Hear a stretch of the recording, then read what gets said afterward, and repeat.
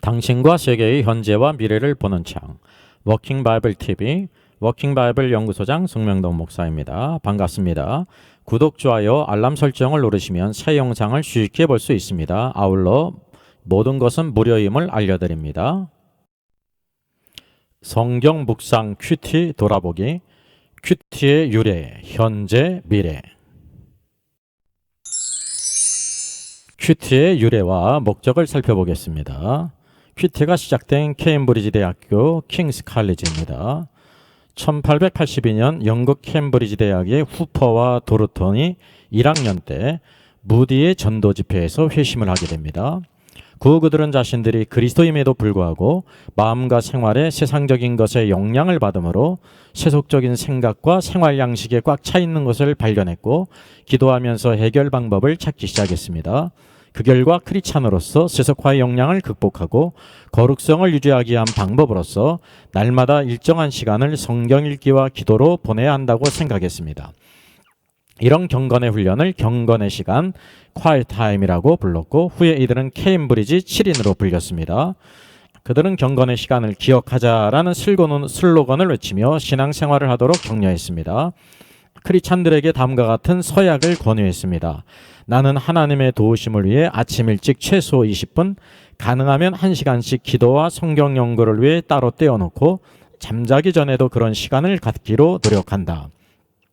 이후에 케임브리지 7인은 중국 선교사로 헌신했고 평생을 하나님과 동행하면서 주님의 사역을 감당했습니다. 후에 이들의 경건 훈련 방법인 경건의 시간을 실행했고 놀라운 생활의 변화를 가져왔습니다. 한국교회는 1970년대에 큐티가 시작되어 오늘날 큐티 전성시대를 이루고 있습니다.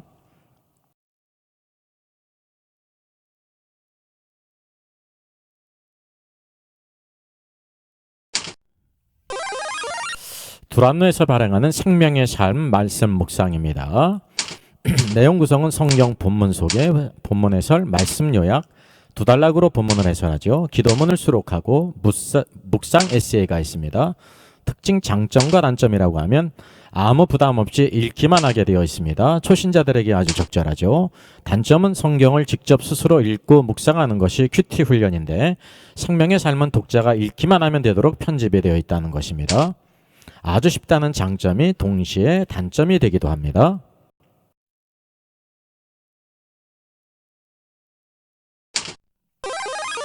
성서 유니온에서 발행하는 매일 성경이죠.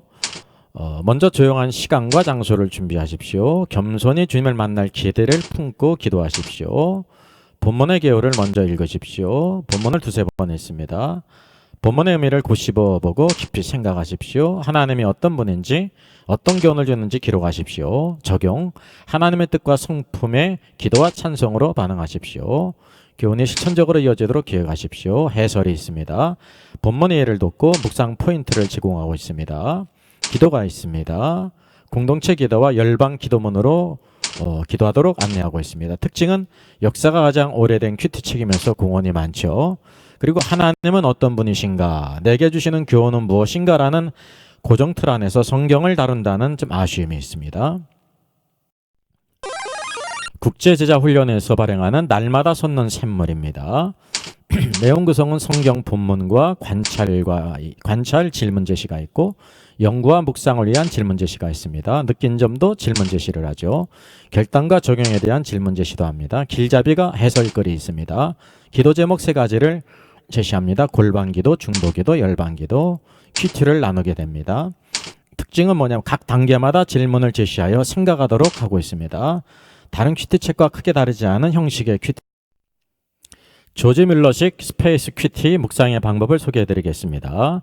앞자를 따서 스페이스라고 말했습니다. Since to confess, 자백해야 될 죄는 무엇인가? Promise to claim, 붙잡을 약속은 무엇인가? Action to avoid, 피해야 할 행동은 무엇인가? Command to obey, 순종해야 할 명령은 무엇인가? Example to follow, 따라야 할 모범은 무엇인가? 이런 방식으로 소개를 하고 있고 안내를 하고 있습니다. 온누리교회에서는 큐티에서 설교까지라고 하는 사역축제를 2009년에 벌렸습니다. 많은 목회자들에게 도움을 줬죠. 온누리교회 하영조 목사님은 주강사이면서 다음과 같이 강조했습니다. 위대한 말씀, 위대한 교회, 큐티에서 설교까지 해서 사역 축제를 개최했죠.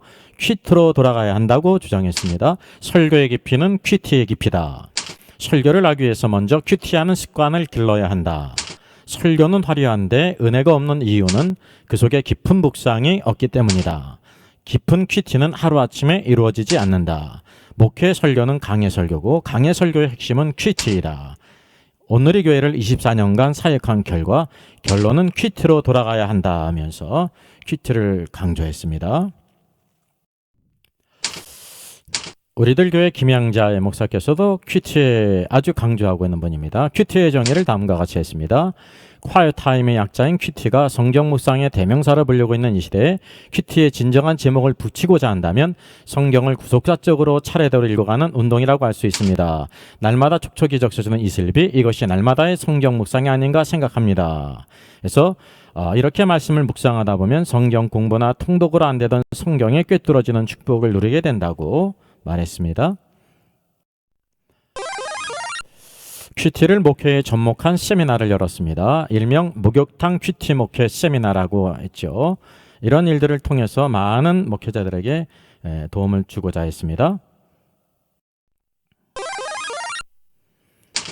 큐티 목회의 선두자인 우리들 교회 김양자 목사가 큐티 목회 철학을 한국의 대안적 목회 방안으로 제시하였습니다. 그래서 싱크 포럼을 개최했습니다. 싱크는 고백의 텔링, 거룩의 홀리파잉, 큐티의 인터프리팅, 돌봄의 너싱, 적용의 키핑의 영어 단어 첫 자를 따서 만든 조어입니다. 그래서 그의 목회 철학을 대표하는데, 그래서 큐티 선교회, 우리들 교회, 한국대학 기독총장 포럼이 공동체와 고백을 주제로 공동 주최를 하기도 했습니다. 한국교회 큐티운동 다시 보기라고 하는 책이 발간이 됐죠. 한국교회 탐구센터가 바로 한국교회 큐티운동 다시 보기라는 주제로 교회 탐구 포럼을 개최했습니다. 그래서 큐티의 자의적인 인위적인 부분 때문에 최근 성서학자들은 큐티에 대한 비판을 쏟아내고 있다고 합니다. 큐티가 성경 본문을 잘게 쪼개서 성경의 전체 큰 주제를 보지 못하게 하고 개인주의적인 신앙에 빠지게 하며 성경이 말하는 바가 아닌 자신이 원하는 바를 말씀에서 찾으려고 한다는 비판도 제기가 되었습니다. 그래서 이런 상황에서는 큐티의 정당한 자리매김과 역사적 평가를 시도하고 바른 방향을 제시하기 위해서 포럼을 개최하게 됐습니다. 참으로 유익한 포럼이고 그런 책이라고 생각이 되어집니다. 큐티의 내재적인 위험성을 지적한 글이 있습니다. 캘거리 개혁 신학연구회 네이버의 주나근의 목사라고 하는 필병의 목사님이 쓴 글입니다. 첫째, 오늘날 큐티는 오직 성경의 원리에서 벗어날 수 있다는 것입니다. 개혁자들은 신실한 개혁교회 성도들은 성경을 이해함에 있어서 오직 하나님의 말씀 안에서 본의를 찾는 일에 관심을 가져왔는데, 흔히 적정과 절도의 원리라고 불리는 이 정신에 관해 칼빈 선생은 기독교 강에서 이렇게 진술했다고 합니다. 하나님의 거룩하신 말씀 외에는 어떠한 곳에도 하나님을 찾지 않을 것, 하나님의 말씀에 부합되는 것 외에는 하나님에 대하여 어떠한 것도 생각하지 않을 것, 혹은 하나님의 말씀으로부터 나오지 않은 것은 어떠한 것도 말하지 않는 정신이다 그랬습니다. 그래서 성경을 바르게 이해한다는 것은 이처럼 오직 성경으로부터 유출되는 뜻과 의미를 생각하고 말하는 것을 말합니다. 그래서 개혁자들은 성경을 해석할 때 헛된 상상이나 호기심으로 성경에 접근하는 태도를 지향했다고 말합니다. 다시 말해서 성경에서 말하지 않는데도 관심을 가지려 한다거나 성경에서 말하고 있지도 않은데 그 범위를 넘어서는 어떠한 의도에 대해서 단호하게 거절했다는 것입니다. 이러한 것이 큐티에는 부족하다는 지적이죠. 그래서 오늘날 큐티는 성경 본문을 대하는 사람이 자신의 의도와 목적에 따라 성경을 잘못 해석하고 적용하더라도 아무런 제재, 경고, 대책을 제시할 만한 성경적, 신학적 안정장치가 부족하다는 것입니다. 그래서 오늘날 큐티 자료들이 신학적으로 얼마나 빈곤한 내용들로 구성되었는지를 보기만 해도 확연히 알 수 있다고 말했습니다. 둘째 위험성은 오늘날 큐티는 전체 성경 사상에서 벗어날 수 있다는 것입니다. 이것이 어쩌면 큐티의 가장 큰 문제점이라고 할 수 있다고 지적하고 있습니다. 그러니까 제한된 분량의 성경 구절을 통해서 자신의 실제적인 삶과 관련된 제한된 적용을 찾으려고 애쓰다 보면 성경 전반에 걸쳐 조망되어야 할 전체적인 의미를 상실한 채 결국 자신의 형편과 이해와 수준에서 내용을 단정하는 우를 범하게 된다는 것입니다. 그리고 성경에 나타난 몇몇 구절을 가지고 성경 전체를 아는 양 우쭐거릴 수 있다고 하는 것입니다. 부분별로 성경을 이해하는 것도 중요한 일이지만 이러한 활동은 언제나 전체 성경 안에서 확인되어야 한다는 것입니다. 모름지기 성경을 통해 하나님의 뜻을 찾는 이라고 하면 자신의 취향과 목적에 합하는 부분적 내용을 고집할 것이 아니라 성경 전체 속에서 의미적 모순이나 갈등 없이 일관하게 전하고 있는 하나님의 바른 뜻을 찾아야 한다고 말했습니다. 아주 적절한 말이죠. 그런데 오늘날 퀴티를 보면 전체 성경 사상보다는 부분 성경 사상을 정당하는 방편으로 이용되고 있다고 하는 것입니다. 그러다 보니 퀴티를 하는 사람 중에는 성경 자체 혹은 성경 전체를 하나님의 말씀으로 보는 것이 아니라 그 가운데 자신에게 특히 삶에 직접적인 영향을 끼치는 말씀만을 하나님께서 나에게 주시는 말씀이라고 생각해서 그 말씀을 신주받들듯이 하는 경향이 있다는 사실입니다. 이런 것도 부인할 수 없는 것입니다. 또 셋째는 오늘날 퀴티는 실용주의와 주관주의로 흐를 수 있다고 지적합니다.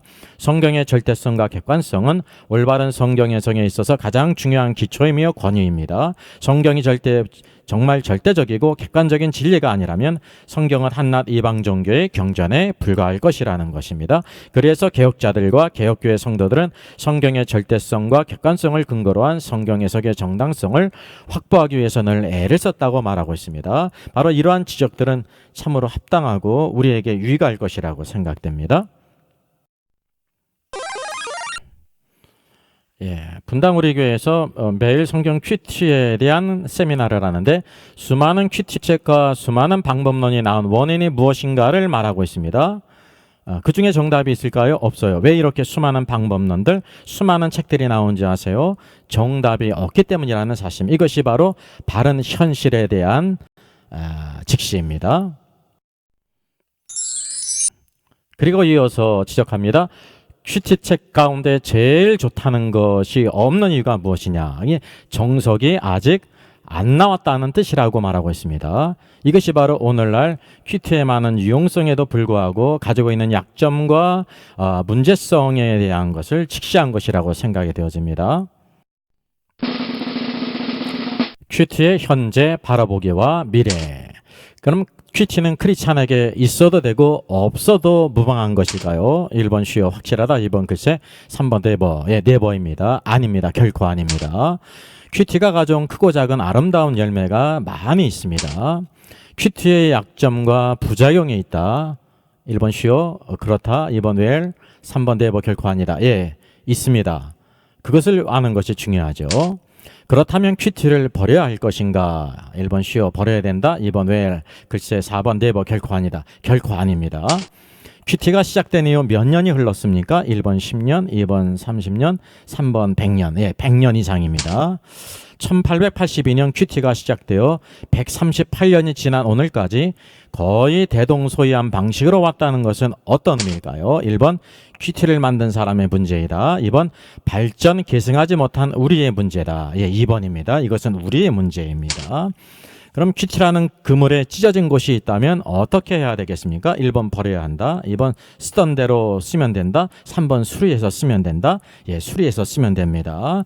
야고보와 요한도 그물을 깁다가 주님께 부름을 입지 않았습니까? 오늘날 우리에게 그물이 필요한데 그물이 뚫어지고 보수해야 될 곳이 있습니다. 그렇다고 하면 그물을 버리는 것이 아니라 쓰던 대로 쓰는 것이 아니라 수리해서 쓰는 것이 하나님의 뜻인 줄 믿습니다. 워킹 바이블 연구소장의 저서를 소개하겠습니다. 첫째는 계시록과 다니엘서의 전반적인 조망을 다룬 책입니다. 둘째는 구원과 천국의 내용을 심도 있게 다룬 책입니다. 셋째는 종교개혁 509년 칭의론 논쟁의 코페르니쿠스적인 해법을 제시한 책이죠. 구원론과 칭의론을 다룬 책입니다.